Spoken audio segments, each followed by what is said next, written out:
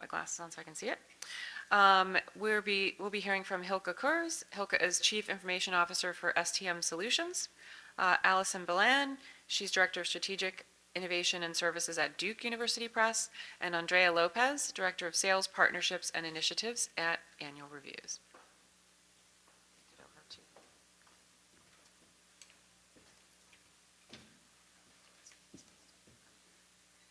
Thank you, Heather, and good morning, everybody. As Heather said, I'm with Annual Reviews. However, I'm not here today to talk about Annual Reviews. I am going to briefly describe what the Subscribe to Open model is, but I'm really here to talk to you about the community of practice we formed surrounding the new open access model. And if you're not familiar with it, it's a very simple model using existing library budgets. We ask libraries to continue to subscribe or take up the subscription to a new journal, depending on the publisher. If that journal, if we get, in the case of Annual Reviews, if we get all of our renewals in, then we will publish that journal under a CC BY license for that year. If we don't, it remains behind a paywall. So it's a very simple model. And we developed this with Rain Crow, and we developed it at Annual Reviews, and we named it Subscribe to Open. And we were talking about, should we trademark the name? And we thought, no, we're not going to trademark the name. Maybe there'll be another publisher or two who will find this model interesting to them. And we were really pleasantly surprised to see a couple of publishers take an interest and also use the model. And in addition, we found several libraries who were interested, as well as sales agents. So to encourage adoption of the model and to promote collaboration, we started the Subscribe to Open Community of Practice in August of 2020. And it started with just 14 of us. There was a handful of publishers, a few librarians, subscription agent, and a couple of consultants. And it's already grown to over 100 participants now. We meet once a month, and we have meetings under Chatham House rules. And we really talk about our experiences with Subscribe to Open. We talk about how we can promote the model. We work as a group. The first thing we did is we did a survey to find out what people knew about the model, and we quickly realized that there was a lot of education needed. So we did presentations at ERNL, UKSG to try to familiarize people with the model. You may have noticed yesterday we actually had a number of the publishers who use the model had a booth together so that they could really talk about the Subscribe to Open model. We are looking, if there's any librarians, publishers, agents in the room, we're happy to have new members if you have an interest in the model. Wendy, also, we really try to advocate on the model. When the OSTP memo came out, we did write a response to that saying that we agreed with the values behind it, but we asked that they also look at other models beyond the APC model. As I said, we've been together up here at Charleston and a number of other conferences. In 2020, there are 4 of us publishing 24 journals. In 2022, there are now 12 of us publishing 95 journals. And in 2023, and this number has changed since I did this slide, it will be 17 different companies will be publishing 150 journals under the S2O model. And I truly believe that the community of practice has been a major factor in the expansion of it. And in reviews, we made the decision to go forward with all 51 of our journals for next year. And I don't think we would have done that without the support of the community of practice. So I look forward to talking to you more about that at the end.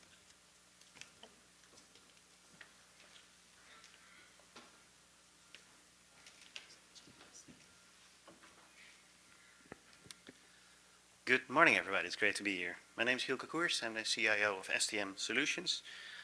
STM Solutions was established last year as the operational arm of the STM Association. STM Solutions is all about technology, but perhaps more importantly, it's really all about collaboration and how we can get to better outcomes if we develop technology together and make it widely available to the benefit of the scholarly communications community, and at the end of the day, to the researchers that we all serve. I've prepared 3 slides that speak about 3 programs that STM Solutions is engaged with and that I believe can only exist by virtue of collaboration. I'll focus on the collaborative aspects of these 3 programs and not go into the details of them specifically, but if people are interested, I'd of course be happy to discuss that with you afterwards. So let me start with GetFTR. GetFTR is really all around accelerating the discovery and access of authoritative, trusted research, and really trying to aim and close that gap between the point of discovery and the point of access. It aims and it provides researchers easy access to the trusted version of record publication. That could be either at the publisher site or at the site of an aggregator. And really delivering this improved cohesive user experience across multiple sites where users discover and want to access content. So it's backend infrastructure that integrates with third-party applications and services to really try and deliver that unified experience. GetFTR also helps to remove friction in the authentication process. It supports multiple access methods and removing unnecessary steps for the researchers to get to the access. GetFTR was founded by 5 publishers, some of which in the room today, and today is used by 15 different publishers and 16 different what we call integrators, which are discovery sites, scholarly collaboration networks, publisher reference list, etc. Places where GetFTR is integrated to help the researcher get from the point of discovery to the point of access. There's a brief illustration there on the side just to exemplify how that looks like and how the icon is signaling, how the GetFTR icon is signaling to the end user that they will be able to access the content. The second initiative that I briefly wanted to speak about is SeamlessAccess. SeamlessAccess, in a sense, picks up where GetFTR stops, really improving the access journey to online content and services for researchers. So from that point of discovery, bringing them to the point of access, that's GetFTR, and then SeamlessAccess is technology to basically make the access journey as simple and as intuitive as possible for the researcher. SeamlessAccess works both on and off campus, and it builds on top of technology which is called federated authentication. Federated authentication is very powerful, very sophisticated technology, but also fairly hard to use out of the box, if you like. So SeamlessAccess adds that layer of usability on top of federated access that makes it much easier for the researcher to benefit from. In doing that, it enables single sign-on and also supports the continued development of federated authentication and the federation infrastructure and standards that underpin that. SeamlessAccess is run by a coalition of 4 organizations, out of which STM is one. The others are NISO, Géant, and Internet2. And today is implemented by 14 different publishers and 7 other research services. And with other research services, think about things that give access to, for example, high-performance computing or other types of collaborative services. The third program that I briefly wanted to mention, and again hope to come back to these in the discussion in the panel afterwards, is the STM Integrity Hub. This was launched by STM Solutions at the end of last year. We've done a lot of development this year. The mission statement is put here on the slide. The Integrity Hub aims to equip the scholarly communication community with data, intelligence, and technology to protect research integrity. It's a platform to collectively, collaboratively develop and deliver screening capabilities to detect all sorts of research integrity issues, manipulation, fraud, paper mill origin, really as early in the editorial process as possible. So providing all sorts of publishers with the capabilities to screen incoming manuscripts for signs that they might come from a paper mill, for example. It's not just about technology. To really be able to use that and get value out of it, that technology needs to be connected with the right editorial policies, with legal frameworks, interoperability frameworks, and so on and so forth. And what we've also found, there's a lot of value here in connecting publishers, other stakeholder groups, to really exchange knowledge and insights on how paper mills operate and other issues. So it's really about collecting and gathering together that knowledge and intelligence, developing or leading or spurring the development of policies, and then complement that with the right technology to bring these screening capabilities in the hands of publishers. This was initiated by STM Solutions at the end of last year, and today we have over 25 publishers and other organizations that are actively participating. I wanted to end on this slide, because as I was thinking through and reflecting on these 3 different programs that I've very briefly touched upon, it struck me how collaboration takes many shapes and many forms that can range from delivering a common user experience to operational efficiencies to network effects. So that's a topic, so these different forms and different shapes of collaborations is a topic that I hope we can discuss a bit more in the panel discussion at the end of this session. Thank you all very much.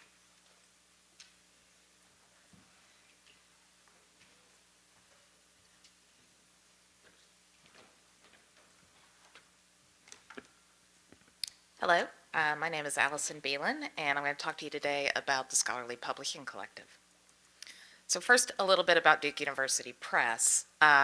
We are a department of Duke University, and I think our hallmark is our publishing of vital and field-defining scholarship in the humanities and social sciences, also with a concentration in mathematics. So we, at the moment, publish over 65 journals, 150 books annually. We offer 15 digital collections directly to the library and consortium market, and we've got very strong global relationships with librarians and consortia since we've been doing this since 2004.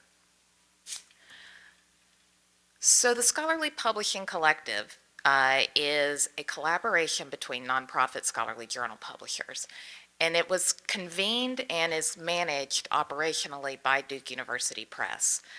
And through the collective, collective members can access hosting and electronic fulfillment services, collection sales and marketing to the institutional market, and subscription and fulfillment management generally. We currently have 3 University Press members, 1 society member, and then a strategic partnership with Longleaf Services through which we support Cornell University Press journals, West Virginia University Press journals, and Texas Tech University Press journals. So I want to talk a little bit about sort of what brought the collective together, why we feel this is needed at this moment and why the members came together.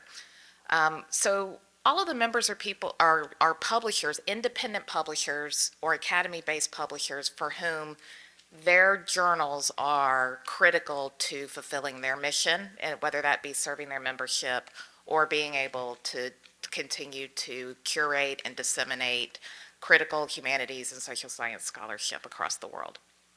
To do that, they need their journals programs to thrive. That requires the ability to retain existing journal publishing partners and attract new ones, which called for the ability to really brand and promote those journals and serve their memberships. Aggregation models that have historically generated very good, steady revenues through royalties and licensing are mature, and those revenues are diminishing, as well as it's getting harder and harder to get newly launched or newly acquired journals into those aggregations. So all of us were facing kind of a diminishing revenue channel and needing to focus more and more on direct to title subscriptions, but also have a way to experiment with open access models, which in the humanities are tricky to fund, as the dominant models right now do not adequately fund through APCs. So another is what we all know, which is the importance today of operating at a global scale and being able to bring the scale of offering to be able to talk with consortia and engage them. And that required a need for a tailored sales strategy and a dedicated sales and relation and support team. And then finally, mergers and acquisitions across our industry have really reduced the number of options that any scholarly journal publisher has for engaging these kinds of services and meeting these needs. And so through a long, couple of year history of conversations, especially amongst university press journal publishers, what we realized we all needed was something like the collective, which is essentially a community-led intervention in the journal publishing services market to sustain mission-driven nonprofit publishing. It is aimed at making independent, so society and academy-based university press publishers sustainable into the future and to maintain them as viable publishing partnerships. So a quick history is here, and I'm not going to focus too much on it because the key date was really April 2020. What had begun as conversations about how might Duke University Press partner with our peers to leverage our sales team and our customer support team quickly shifted to how might Duke University Press bring its infrastructure, especially around hosting, to bear when JSTOR announced that it would be ending its journal hosting program. So that really kicked us into overdrive, and in 2021 was when we collaborated to build the new platform and to migrate around 70,000 articles and 10,000 lines of customer data, all in time to launch on January 1st, 2022.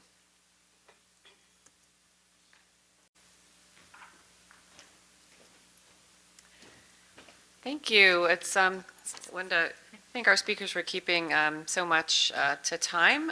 That's the end of our slides. So I do want to give you guys the opportunity to ask any questions that you have. We would say please come to the microphone because it will be better for everyone here as well as for capturing for the conference. If you have a question, please do that. I want to kick off though with some questions. I think all of the initiatives focused on communications through to different stakeholders, whether it's partners, whether it's on through to the community, to end users. If each of you could just talk a little bit about that kind of communications and educational aspect of the projects that you're working on.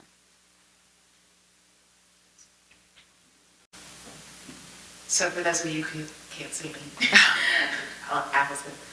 So for the Scholarly Publishing Collective, like you said, there's several vectors of communication to talk about. One happened very naturally because this arose out of the community of university press journal publishers that we have a lot of touch points across the year when there are meetings happening.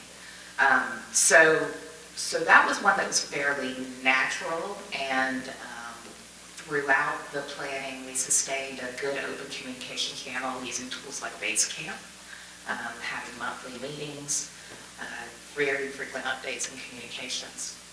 I think the other communication vector that's really critical to the collective's success and its members' success is that communication channel to librarians and to agents.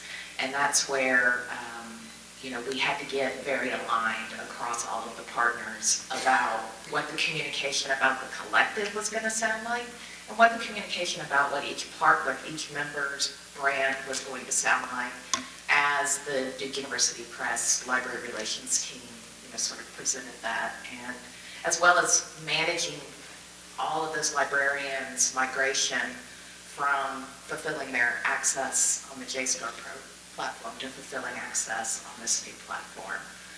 So that was kind of a core challenge, and we worked really hard across the membership to align around that. Mm-hmm. For us, what we came out with a new model was it's hard when you're just a single kind of mid-sized publisher to educate the sales agents, the libraries, and because our model uses the same infrastructure and the same, everybody within the same ecosystem, we all had to learn different things. So it's been really important in these meetings that the publishers learn from the librarians, we learn from the sales agents, and vice versa. So it's been a really nice learning experience for all of us between all the different. We also have a communications group within this community of practice, and they're responsible for any outward communication that we want to go out from us as a collaborative team.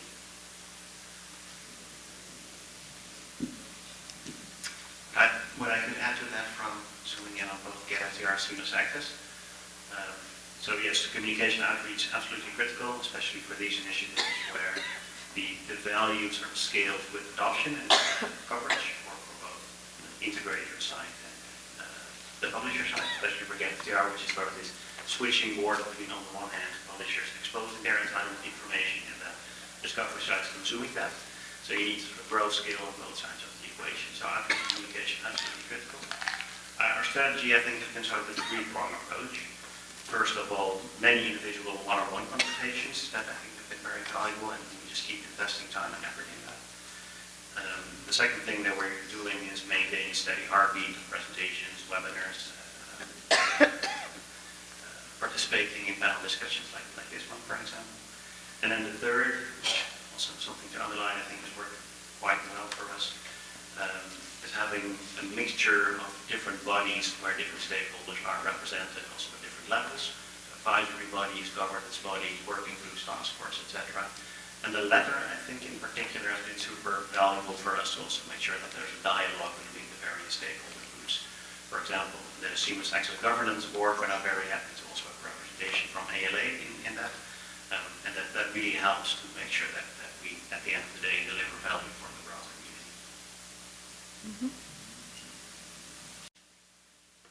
I think one of the reasons I was so excited to put this session together is the notion of collaboration. And I think, in many times in the past, large publishers or large content platforms have kind of gone their own way, had different ways to solve the same challenge, which makes it really frustrating if you're an end user and you're not really sure. You have to reorient yourself and kind of navigate each time. So the idea that we can do more together than we could do separately is something that's really exciting. I want to stay with Hylke for just a second. And full disclosure, I do some consulting for STM Solutions, and I do publisher outreach for SeamlessAccess and GetFTR, so they're very dear to my heart. I want to talk about, for all of the speakers, things that surprised you, things that were kind of unexpected or unanticipated when these initiatives kicked off or as they have grown. And Hylke, I know that, both for SeamlessAccess and for GetFTR, there have been some kind of new models that have come up, as well as some unexpected changes from outside third-party entities that have created challenges. So can you talk just a little bit about some of the unexpected aspects of the journey? Yeah, let me reflect on one very positive, unexpected thing that happened, and one thing that surprised us. I think one unexpected thing about what we did at the start of SeamlessAccess again here, I think a lot of misunderstanding and perhaps due to miscommunication about what we were trying to achieve. And again, underlying what we spoke about, how important it is. You cannot over-communicate these kind of things and make sure that you have the right audience and the right participations in that. The second unexpected thing that happened in particular for both GetFTR and SeamlessAccess actually, these are infrastructure types of services. And we started both of them with a very clear use case in mind. In the case of GetFTR, the originated use case was very much bringing research from the point of discovery, third-party discovery sites, to the point of access at, say, the publisher's platform. What we're starting to see now is that also people are starting to implement GetFTR services and technology in different contexts and in different use cases. For example, we're seeing publishers integrating GetFTR into their reference lists. We're starting to see interest with content hosting experiments and content syndication use cases to also benefit from that same infrastructure. So sort of the versatility of that was, I think, unexpected from the start. And of course, very rewarding to see that something you developed is being used in context that you have not imagined from the start.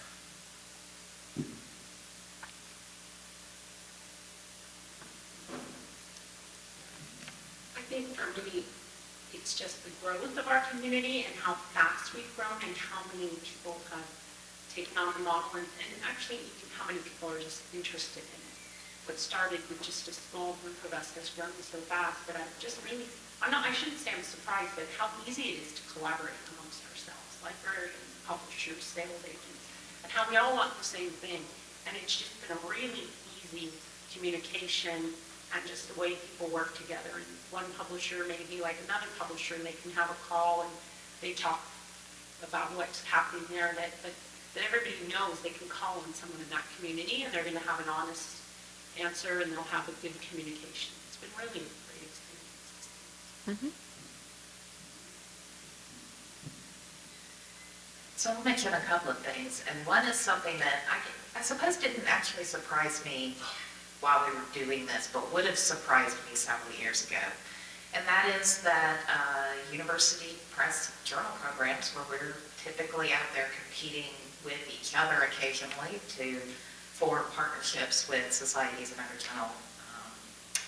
other journal sponsors and owners, that it was actually very easy for us to set that interest aside in order to collaborate on this. And I think that speaks to, you know, how journal publishing and journal models have changed in the last decade especially. I mean, we have some guardrails up that keep us from stepping on each other's toes, but really we all came together to say, this is how we'd like the platform to work, this is the experience we want the customers to have, these are the core financials we need reported on, and this is how it'll all work. So that was really wonderful. And then I think another surprise was each of us has been running successful journal programs at scale, you know, for university presses at scale for a long time. And we each, I think we were a little blind to where the differences might be, and also a little blind to the things we didn't know. So for instance, I think just managing all those DOIs across the long history of all that content that had originally been posted in the JSTOR archive over, 20 years in some cases, and that turned out to be a real sand pit that we're still struggling our way out of, and we've learned a lot about how DOIs and crossref work, all of us. So I think it's been a good education experience in just general publishing management. Yeah, Allison, staying with you and then moving forward, both you and Andrea mentioned sustainability, as one of the kind of underpinnings to this effort. Could you just talk a little bit more about, how that mission alignment and sustainability aspect has kind of been woven through everything that you guys are doing? So really, I think one key is that we were able to leverage existing strategic partnerships that Duke University Press has built, as well as existing expertise and capabilities that Duke University Press has built over 15, 20 years of this. And that allows the collective to make really world-class infrastructure available at a much reduced cost to all of the collective members, that much reduced to what it would take each one of them to build a library relations team, build a customer relations team, purchase fulfillment, enterprise-grade fulfillment system, build and maintain a platform, all of that. So all of that is kind of leveraging that existing DUP infrastructure, and thus makes those kinds of affordances available. Having the platform available and really flexible, and then also the fee model that the collective members enjoy, it doesn't penalize them for adding journal sites. They can add journal sites, as many as they want, up to a certain sort of level, which also means that they can experiment with open access journals without paying. Like, there's not that lot of, how am I going to pay for an open access journal to be online? Because that is supported in a way by their entire subscription base program. So, and again, I always come back to, there is not a rock solid model for funding open access in the humanities, so we need to really be free to try a lot of different things, and that can be resource intensive and expensive if there's not something like what the collective is bringing. Mm-hmm. Thank you. I think for the publishers who are in the community of practice, many of us were looking for a sustainable model that would work for our way of publishing. In the case of Annual Reviews, we do solely review journals. So the typical models that were out there didn't work. And we also were looking for something that was equitable. And I think that we have in common, and we're working with our librarians, they also want a sustainable model. And the sales agents want a sustainable model. So we're all working together to work on something that we believe will be sustainable. Mm-hmm. Hylke, I know it's a part of the STM mission as well. Yeah, let me add to that as well. So So for the programs that I've been speaking about, they're essentially sort of service propositions, and what you see there, I think it's a general path of travel is it typically starts being funded by strategic investments because there's a group of people collected that believe that this will ultimately be a good thing, and it solves a problem that they have in common, and the expectation is going to return value in the future. And then over the course of a couple of years, you see that typically evolving towards much more of a transactional fee per usage type of situation. And the challenge there that we're still working through across these programs is how do you establish that sustainability model with a fee that is apt for different use cases and also for different parties using it. For all of this, we want to be as inclusive as we can and don't impose any barriers financially or otherwise for folks to join. That is a challenge, of course, and we're still learning and iterating and improving and adapting as we go. Maybe one example for GetFTR, in this year we've launched a program that allows publishers with less than 40,000 DOIs that are hosted by a platform provider that supports GetFTR to use that for free. We started to realize that even a small fee would really become a barrier for these types of publishers to join, and we'd love them to also benefit from GetFTR. So we're sort of going through that iterative process of adapting and tweaking as we go. Thank you. We have a question from the floor. Yeah. Oh, sorry. This is a question for Andrea. I'm a big fan of the Subscribe to Open community and have been for a long time, especially after finding out about annual reviews. I think it's equitable and community-led in all the ways you and other people have explained. But my question is about the community's statement on the Nelson memo.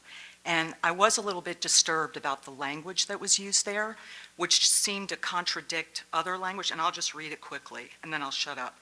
STO uses established market practices and accepted incentive structures that motivate subscribers by making OA contingent on their ongoing support with exclusive incentives to make participation in their economic self-interest. To me, this is very neoliberal, capital, and so my question is, why did you use that language in the memo? I don't want to pick on anyone here in the room. I wasn't on the communication team for that. I don't know if Tricia, if you want to speak to that. Tricia was part of the communication team for the Subscribe to Open community. Sure. So our communications team is a group of librarians, funders, RAIM, who helped establish the model, as well as publishers from their marketing teams.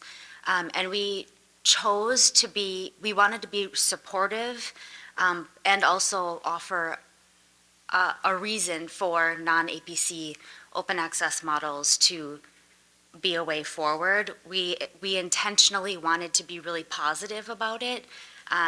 So our intention was just to be supportive that if the U.S. is mandating, whatever the Nelson memo is mandating now, we're not really sure yet, but just to be supportive that we in fact agree that there is a pathway for a more open science landscape, so. Why use that language? Couldn't you have said that? A million ways, of course, yes. It just sounds like it's a pitch to the government's own language around this sort of support. Sure. And I just don't know who the memo was for. We were just trying to open channels of communication. There was only one person who raised their hand to say that they were engaging with those who were creating the policy, and the rest of us were not invited to share. Obviously we know there's a lot of unintended consequences that the memo brings up about infrastructure and financial support, all of that kind of thing. So we were just trying to say we support this, but also we would like to, we'd like to help you actually make it work. Yeah, So. my only last comment is to talk about economic self-interest means libraries' economic self-interest, when in fact, STO admirably is based on community. You know what I mean? It's like it appeals Sure. to librarians' sense of doing something on behalf of a knowledge community, right, and unlocking content. So I won't say any more. You're right, yeah. I'm just saying the language Mhm. was unfortunate. Understood. Thank you. And it was great. Um, We should follow up on that and get you involved in the future. Yeah. Do we have any other questions? We have just a few minutes before we wrap up. I do want to ask about the role of integrity and trust.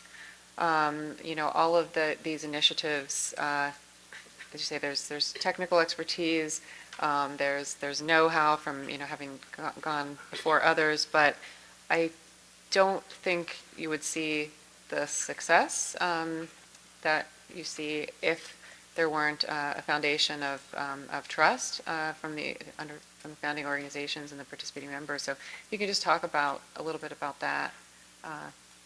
Anyone can start. So, well, I mentioned before that I think the biggest hypothetical barrier was sort of surprisingly easily overcome, of saying, okay, well, we're competing for journal partnerships, and I guess theoretically we're competing for subscriptions, but not really. But I guess other areas in which trust really needed to be cultivated again were two. So cultivating trust across the membership, the collective members, and cultivating trust with the library community. And I will just say that the hallmark of that was transparency along the way. I mean, from the very beginning, in planning, and especially in representing what we thought Duke University Press operationally could deliver to the membership, we were very consciously extremely transparent and tried to level expectations to what we, to say clearly, like, we're sure we can make this happen. We think we can make this happen. This is very speculative, and we'll have to try and see what happens. And then do our best to kind of, as a community, try to make each of those things hit at that right level. And then with the library community, the Duke Press team has a good degree of trust established there already, so we certainly wanted to leverage that on behalf of the collective. But really it all comes down to how easy or hard does it make the librarian's life. And the first challenge with that was managing the migration, again, of all that content across 135 journals from one platform to another. And we put a lot of effort into building resources, communicating very openly and frequently and straightforwardly with the library community, making it easy for them to sign up, to get information about the migration, making and really attending to their needs through that. Thank you. I agree with Allison on transparency. All of us that are in the group, we do follow the Chatham House rules. Everybody's very respectful of each other. Everybody knows why we're in this group together, and we welcome if you have a different opinion. We listen to that. But I think it comes down to is everybody in this group for the right reason. And Hylke, will give you the last word. Thank you. Yes, just to underline what you said, if I look at trust within these programs, speaking about transparency is absolutely key. I found personally that as long as you're willing to have open, honest conversations about the benefits that you're expecting from different stakeholder groups, and are willing to have honest conversations about that, there's almost always like this nugget of collaborative gain that you can identify and then focus on. But you have to be willing, to be completely open and transparent about that. So definitely underlining what you said. Few thoughts about trust and quality that be at a whole different level. Just reflecting on the question and addressing that from the perspective of this STM Integrity Hub. I think in general what we're seeing in the scholarly communications ecosystem as we move towards an increasingly open system, quality, trust, and integrity are also more important than ever. And so So the need for collective actions to safeguard that and to put provisions in place to detect when things go wrong and to remediate that, I think is critical for all of us in the room to really make sure that the whole system remains it's not only open, but good quality, trustworthy, etc. Right. Well, I'd like to give a final thank you to our speakers, and thank you for attending this morning. We hope you have a great conference.